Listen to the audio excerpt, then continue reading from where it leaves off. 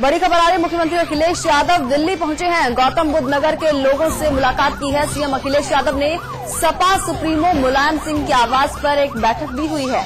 दुर्गा शक्ति नागपाल मामले में ये मुलाकात हुई है। रियल फैक्ट्स जानने के लिए ये बैठक की गई है। दुर्गा शक्ति नागपाल का निलंबन वापस नहीं होगा, सूत्रों के हवाले से खबर आ रही है। आज केंद्रीय क्रमिक राज्य मंत्री नारायण सामी से भी मुलाकात करेंगे।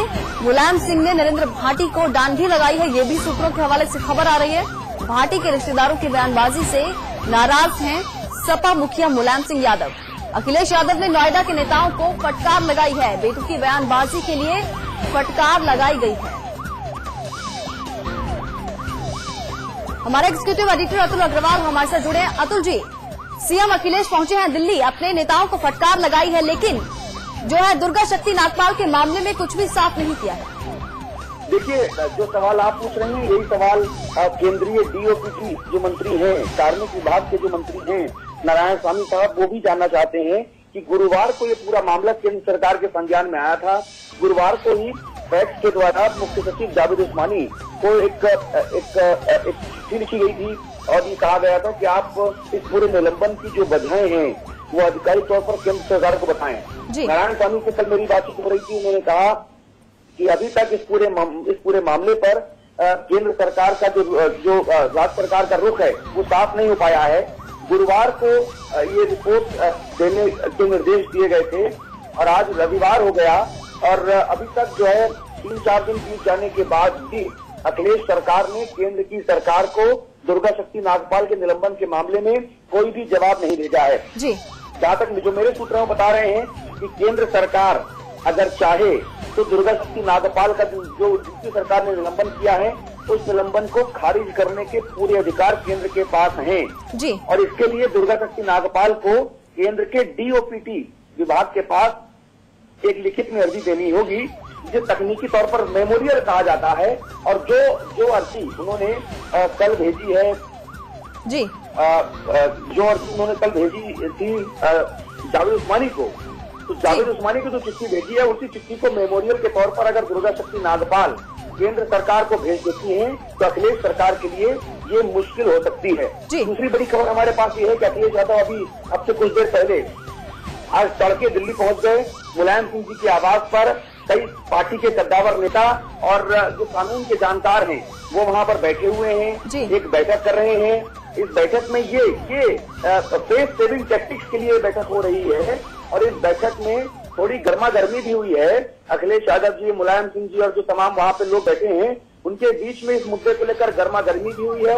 अखिलेश यादव मुलायम सिंह जी के सामने ये पक्ष लेकर पहुंचे थे कि उन्होंने गौतम बुद्ध नगर यानी नोएडा और ग्रेटर नोएडा के जो लोग हैं, एक धर्म विशेष, एक मजहब विशेष यूं कहूं कि जो इस्लाम को मानने वाले जो मुसलमान हैं उन लोगों से बातचीत की है और उन्होंने कहा है कि जो ये मस्जिद है इस मस्जिद को तोड़ा जाना सख्त गलत है और इसके लिए कार्रवाई बिल्कुल सही है। और अखिलेश यादव ने कुछ एक मुस्लिम समुदाय के लोगों का जिक्र किया, उनका हवाला देते हुए ये कहा कि साहब सरकार को लगातार चेतावनी मिल रही है कि अगर इस्लाम विरोधी करार दी गई दुर्गा शक्ति नागपाल का निलंबन वापस होगा तो नोएडा में वो चुप नहीं बैठेंगे।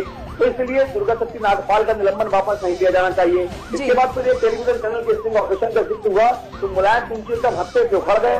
मुलायम सिंह जी ने जरा अखिलेश को बोला कि नरेंद्र भाटी को फोन लगाओ। नरेंद्र भाटी को फोन लगा के मुलायम सिंह जी नरेंद्र भाटी की जमकर लानत मलानत की है और नरेंद्र भाटी को इस पूरे मामले में सीधे तौर पर मुलायम सिंह जी ने कुछ देर पहले जिम्मेदार करार दिया है।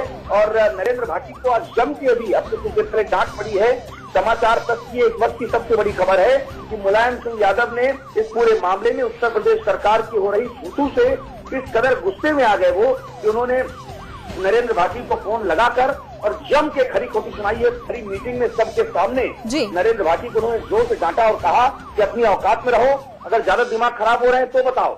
इस तरह के तल्ख शब्दों का मुलायम सिंह जी ने नरेंद्र भाटी के साथ बातचीत में इस्तेमाल किया। नरेंद्र भाटी ने वहां से क्या कहा ये पता नहीं चल पाया, लेकिन मुलायम सिंह जी ने जो कहा वो खबर ये है। जी अतुल जी, जो नरेंद्र भाटी को डांट लगाई गई है वाकई वो क्या माना जाए उसको कि जुबान बंद करने की कोशिश है कि पार्टी के खिलाफ कोई कुछ ना बोले और ज्यादा बयानबाजी ना की जाए पार्टी के नेताओं की ओर से? देखिए, नरेंद्र भाटी के बयान से पहले हंगामा उतना ज्यादा नहीं था। इसको एक सामान्य प्रशासनिक मामला माना जा रहा था। ये कहा जा रहा था कि खनन माफियाओं की शिकायत पर अखिलेश यादव की सरकार ने गलत फैसला लिया है। यहाँ तक तब भी अखिलेश की सरकार के लिए केस सेविंग डिवाइस थी। ये स्थिति ऐसी थी कि आप अपना चेहरा बचा पाते, लेकिन यहाँ पर इस बयान में कि 40 मिनट तक वो मेरा डंडा नहीं झेल पाई, वो बेहुदा औरत यहाँ पर आकर क्या बेहोशी कर गई, वगैरह वगैरह, इस तरह के दम भरना, ये अपने आप में दर्शाता है कि कहीं न कहीं नरेंद्र भाटी और उसके छोटे भाई कैलाश भाटी का जो स्टिंग ऑपरेशन हुआ, इन दोनों घटनाओं ने अखिलेश सरकार के लिए बचाव के सारे रास्ते बंद कर दिए हैं। और इसीलिए मुलायम सिंह ने आनन फानन में अखिलेश यादव को दिल्ली बुलाया। अखिलेश यादव आज देर शाम या कल सुबह नारायणसामी से मुलाकात कर सकते हैं इस मसले पर। उधर IAS जो एसोसिएशन है वो नाराज है। माना जा रहा है कि अब तो कई दूसरे प्रदेशों की जो IAS एसोसिएशन हैं वो भी दुर्गा शक्ति नागपाल के समर्थन में काम रोको प्रस्ताव ला सकती हैं। ऐसे में अखिलेश यादव की जो सरकार है उसकी बहुत ज्यादा थूथू हो रही है, बहुत ज्यादा हद पिट रही है। और इन सब चीजों को देखते हुए मुलायम सिंह ने आगे बढ़कर अपने बेटे और सरकार की मदद करने की जो कवायद शुरू की, उस कवायद के चलते ये बैठक हो रही है। इसी कवायद के चलते मुलायम सिंह ने नरेंद्र भाटी को जमकर फटकार लगाई है।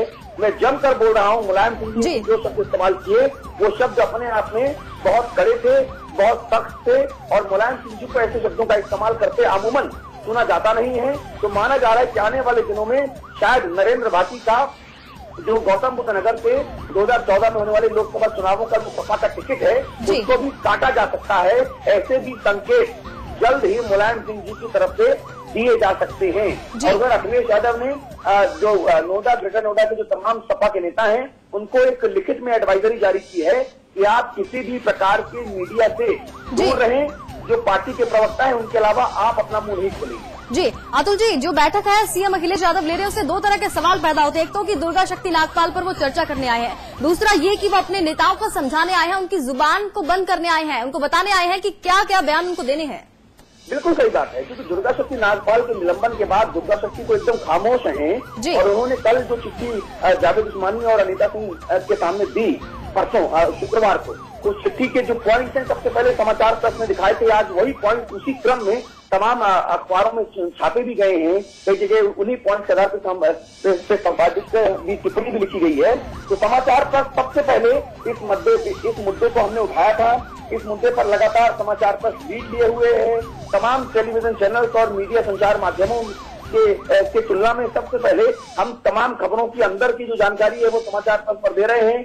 समाचार पत्र पर सबसे पहले आज हमने अभी ये अंदर की जानकारी दे रहे हैं कि नरेंद्र भाटी को माननीय मुलायम सिंह यादव ने कड़ी फटकार लगाई है, अपना मुंह बंद रखने की बात कही है और ये कहा है कि तुम अपनी औकात में रहो, जितने हो उतने ही रहो।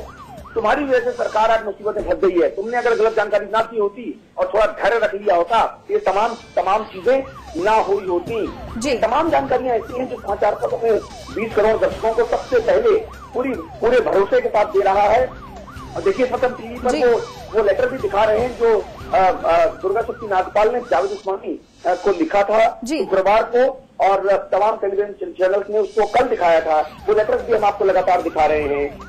इतना साफ है कि दुर्गा शक्ति जो मामला है ये मुलायम सिंह जी और अखिलेश यादव जी की गले की फांस बनता जा रहा है। हालांकि हमारे जो सूत्र हैं वो भी बता रहे हैं कि दुर्गा शक्ति नागपाल का जो निलंबन है ये निलंबन किसी भी सूरत में वापस नहीं होगा। अब तो बीच का रास्ता है, बीच का रास्ता निकलेगा। ये हो सकता है कि दुर्गा शक्ति नागपाल जो अभी कुछ महीने पहले पंजाब के IAS अफसर हैं, कुछ महीने पहले उत्तर प्रदेश में ये लाई गई थी क्योंकि इनके जो पत्नी है वो उत्तर प्रदेश में IAS अफसर हैं। तो हो सकता है कि इनको केंद्रीय प्रतिनियुक्ति या सेंट्रल गवर्नमेंट में या दिल्ली सरकार में डिप्यूटेशन पर उत्तर प्रदेश से दिल्ली भेज दिया जाए।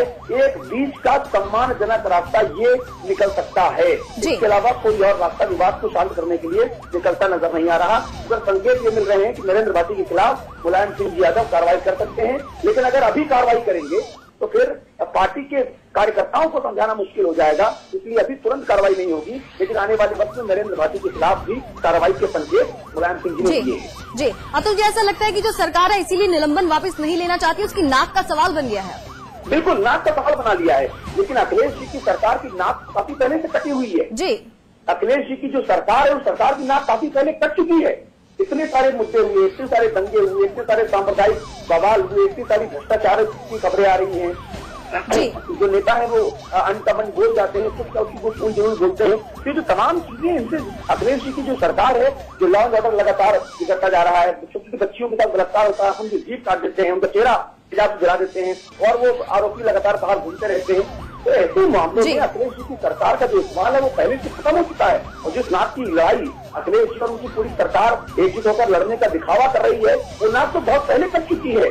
दुर्गा शक्ति के मामले में अगर अखिलेश जी और मुलायम सिंह जी उदारता दिखाएं, अपना बड़ा दिल दिखाएं, दुर्गा शक्ति का सम्मान वहीं पर तैनाती करें दुर्गा शक्ति की जहां उनको हटाया गया और नरेंद्र भाटी के खिलाफ कार्रवाई करें, तो शायद पूरे देश में अखिलेश जी की जय जय होगी। ठीक वैसे ही जैसे उन्होंने डीपी यादव को पार्टी में शामिल न करके अपनी जय जय करवाई थी और लोगों का भरोसा बना था अखिलेश जी के ऊपर।